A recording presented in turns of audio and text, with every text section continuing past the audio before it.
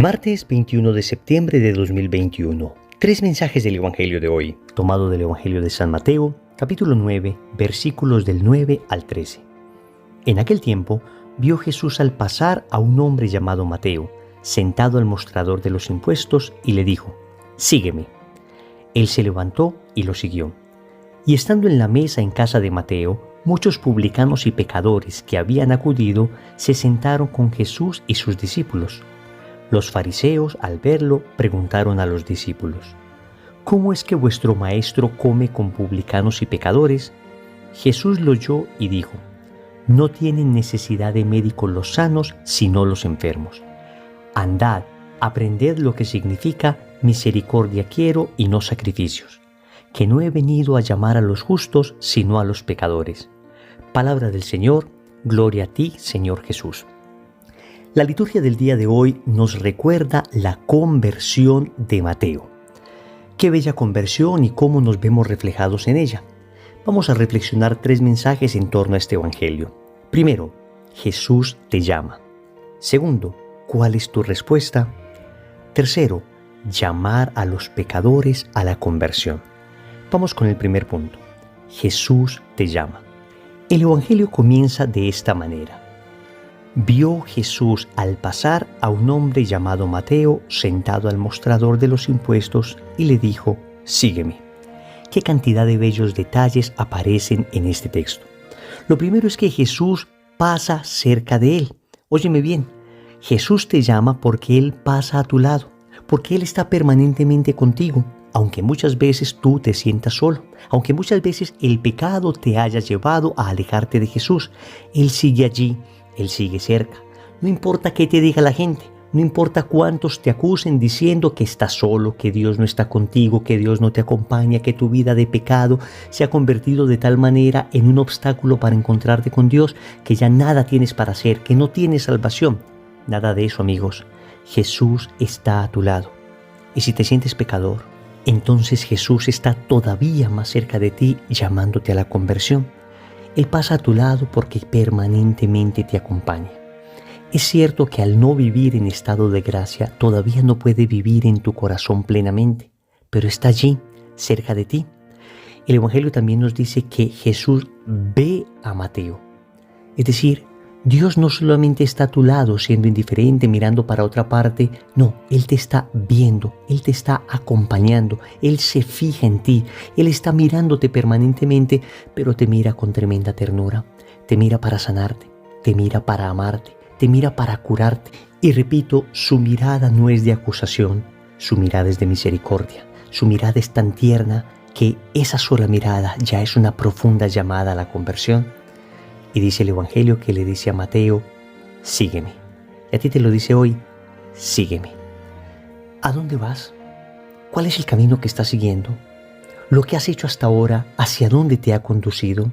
¿Qué frutos puedes recoger de una vida lejos de Jesús, de una vida lejos de Dios? ¿Que no te das cuenta que los únicos frutos que recogemos cuando vamos de espaldas a Dios son frutos de muerte, de envidia, de ira, de soledad, de amargura? Jesús te dice: «Sígueme», y con esto te invita al camino de la luz, con esto te invita al camino de la vida, con esto te invita al camino de la felicidad, al camino de la compañía, al camino del sentirte verdaderamente abrazado por primera vez en tu vida. Y no importa cuán untado de fango estés, no importa el oscuro fondo al que te ha llevado la vida de pecado, Jesús está allí y te sigue llamando. Y te llama con una inmensa compasión, y te llama con una inmensa misericordia. Y atentos, esto no significa que justifique tu pecado, esto no significa que aplauda el hecho de que hayas vivido lejos de Él.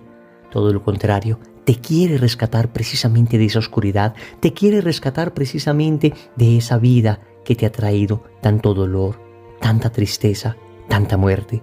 Porque, querida familia, el pecado no es otra cosa que la muerte. El vicio no es otra cosa que la esclavitud.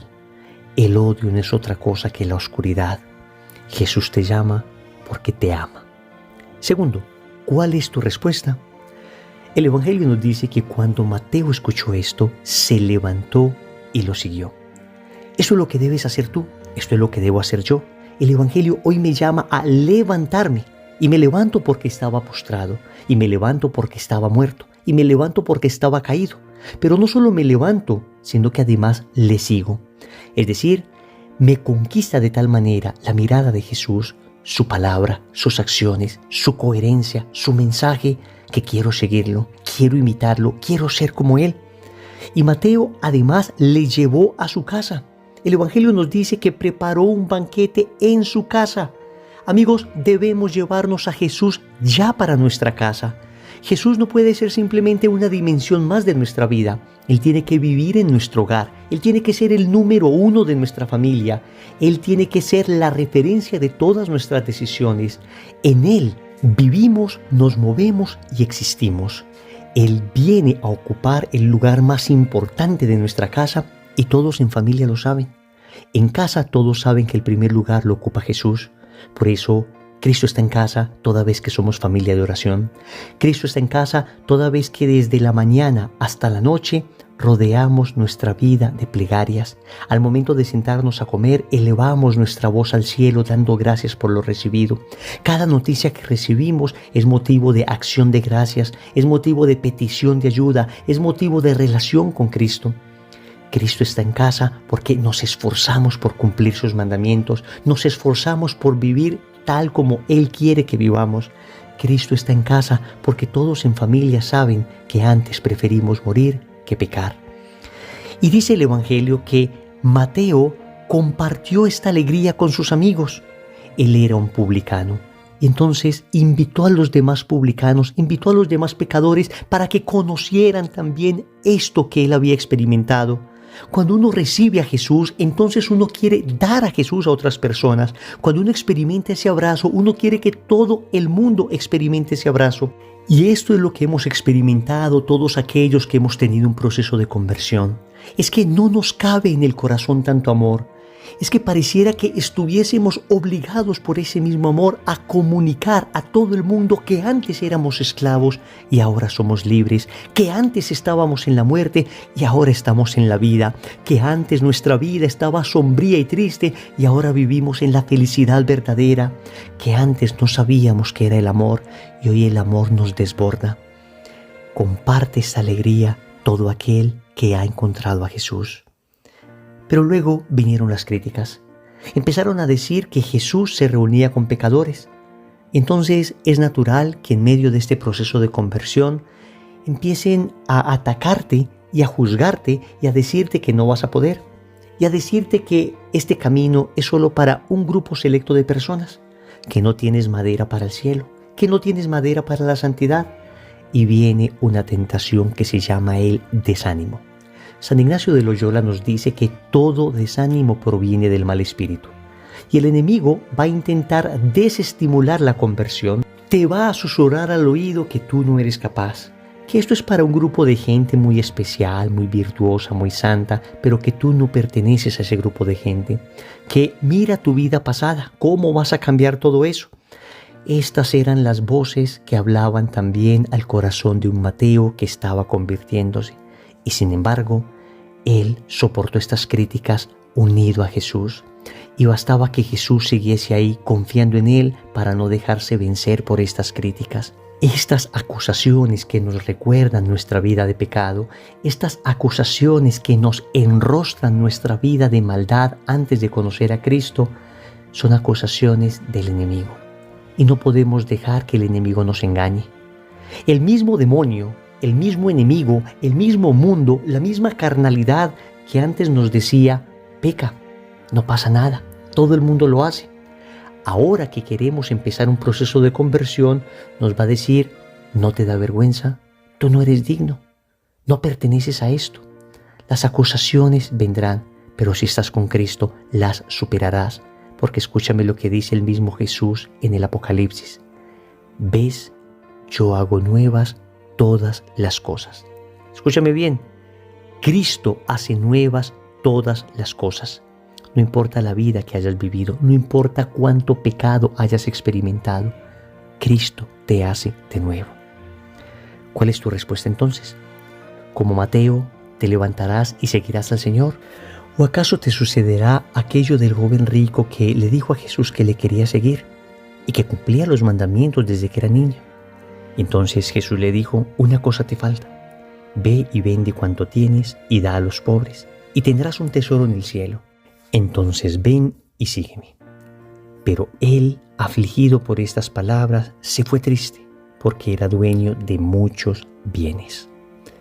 Tenemos a un joven que intentaba ser bueno, pero era demasiado apegado a sus bagatelas y no siguió a Jesús. Tenemos un Mateo que también era un buen corazón, pero que estaba equivocado. Escuchó la voz de Jesús y decidió dejar todas sus seguridades y seguir a Jesús. ¿Y tú, qué decides?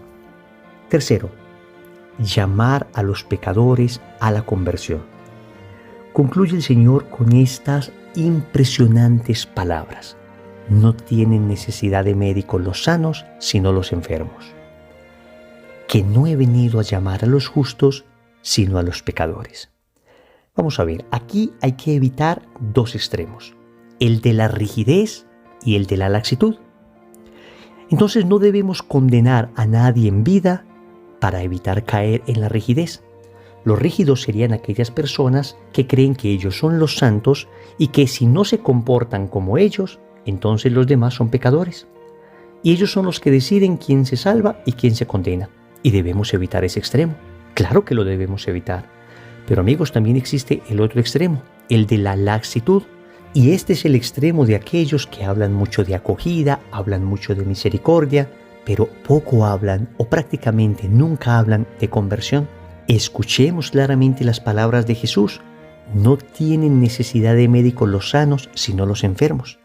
Entonces hay un reconocimiento de que hay una enfermedad y precisamente el médico viene a sanar esa enfermedad. De nada serviría que el médico acogiera al enfermo y lo dejara morir en su enfermedad. Luego el Señor dice, no he venido a llamar a los justos sino a los pecadores. El Señor llama a los pecadores, pero los llama a la conversión. De nada serviría que el Señor les llamara para dejarlos en la situación deplorable a la que los ha reducido el pecado. Que quede claro entonces, llamar a los pecadores a la conversión, evitando la rigidez y evitando la laxitud. Oremos. Amado Señor, nos presentamos de nuevo ante ti. Sabemos que nos estás llamando, pero hemos sido muy resistentes a tu llamado. Nos ha costado mucha dificultad dejar las bagatelas que nos tienen anclados a un mundo que lo único que ha hecho es herirnos, hacernos sufrir, maltratarnos. Y sin embargo, tu dulce voz, esa voz increíblemente atractiva, esa voz que me promete felicidad verdadera, esa voz no la he seguido, Señor, hasta ahora. Por eso hoy quiero suplicarte la gracia de una auténtica conversión. Quiero suplicarte que me des la gracia de poder responder adecuadamente a ese llamado. Yo reconozco que por mis propias fuerzas soy incapaz de hacerlo, pero tu gracia me basta. Si tú me ayudas, Señor, si tú me das la fuerza, si tú me das la gracia, no solo de llamarme, sino de tener la voluntad para seguirte, entonces, Señor, te seguiré. Y además, ayudaré para que otras personas también te sigan. Llamaré a todos los pecadores a la conversión. Seré un instrumento en tus manos, Señor.